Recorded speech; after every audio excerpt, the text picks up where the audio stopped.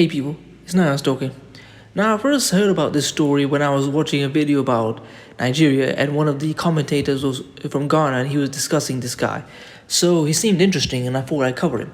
Now, this is from bbc.co.uk and it's basically like his obituary. Jerry Rawlings, Ghana's ex president, dies age 73. Ghana's former president, Jerry John Rawlings, has died at the age of 73.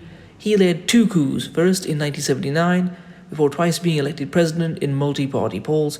A charismatic figure, he first seized power railing against corruption and was responsible for executing several former heads of state for their alleged graft and mismanagement. He was also seen as a champion of the poor, but came to be criticized for alleged human rights abuses. He died in hospital in the capital Accra after a short illness. A week of national mourning has been announced in Ghana for the country's longest-serving leader, who oversaw the transition to multi-party elections in what is now one of Africa's most stable democracies.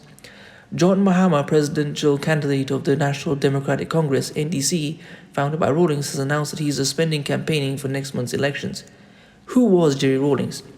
The son of a Scottish farmer and Ghanaian mother, Rawlings entered the Ghana Air Force, graduating in 1969. A decade later, as a senior officer in the Air Force, he overthrew a military government, handing over power to a civilian leader. He oversaw the execution of several former heads of state and army generals for corruption, but expressed some regret about the killings. Later, the execution by firing squad of Supreme Court judges also left a stain on his legacy.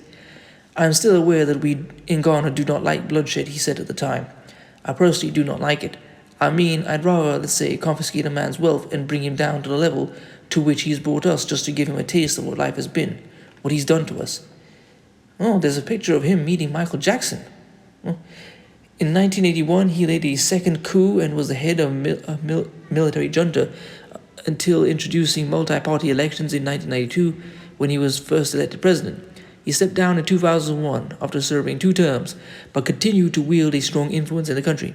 He began his time in power as a committed socialist, but later introduced free market reforms. He ushered in a long period of political stability after a tumultuous series of coups in the 1960s and 70s.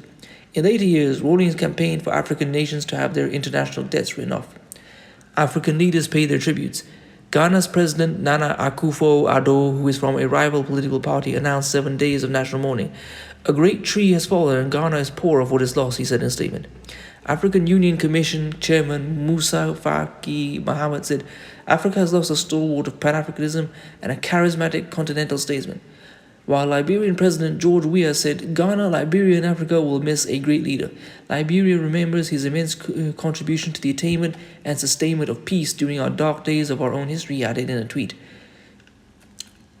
Nigeria's President Muhammadu Buhari said, "The African continent will sorely miss the sterling qualities of a great leader. The passion, discipline, and moral strength that the former Ghanaian leader employed to reposition his country over many years continue to reverberate across the continent and beyond," he said in a statement. Jerry John Rawlings got involved in national politics as Ghana was in the throes of food shortage and a dire economy that led to rampant inflation. People remember him for leading by example. I remember watching on the daily evening news broadcast on black and white TV as a little boy. Video clips showing a bare-chested officer in a military jumpsuit leading teams of volunteers, hammering in nails and lifting timber planks into place to build rail tracks needed to cart cocoa beans from farms deep inland to the harbors to much-needed export revenue. Huge crowds turned out to hear him chastise the political elite. People would be spellbound as he gestured, swayed his body, growled, and sometimes joked while emphasizing his key message of ending rife indiscipline and corruption. Probity, transparency, and accountability were buzzwords he used frequently to describe the standards he expected from public office holders. His critics argued that he fell short of these expectations. They accused him of human rights abuses, including the executions of 2 former heads of state and army generals accused of economic sabotage, abuse of power to amass wealth, and misuse of state funds. Political opponents also accused his administration of being intolerant to dissent, while human rights campaigners were outraged at the arrest and imprisonment of opposition leaders. Now, going back to when I said I saw that comment on YouTube of that video in Nigeria, the commenter was from Ghana. He said, "I used to hate Jerry Rawlings." This is basically what he said.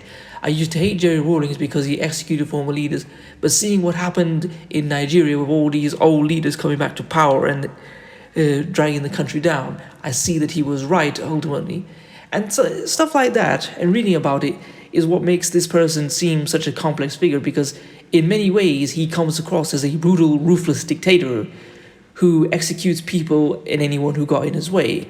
And on the other hand, people credit him as a stabilizing force that helped the country get back on its feet and become a stable democracy. And it's one of those things where he's not one of those, you can't pigeonhole him as being good or evil. There's a very complex legacy. So I wanted to leave this, and I'm going to try and leave other links and some videos so that people can see a bit more about him and what other people have said. So anyway, please comment, rate, share, and subscribe. Peace.